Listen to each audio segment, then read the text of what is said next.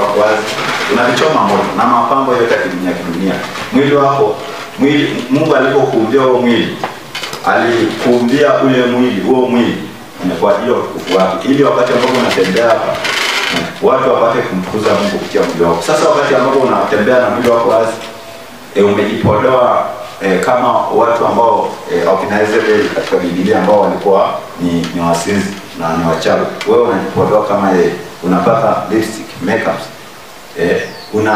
Manake unageuza uumbaji wa Mungu. Unatangaza utukufu gani pale?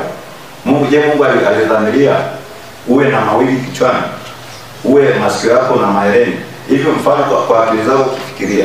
Manake Mungu angejua labda wewe unahitaji uwe na hizo vitu. Kwa nini basi usingezaliwa wakati sikio lako lingetobolewa? Kwa nini hujazaliwa na hizo nywele nyekundu?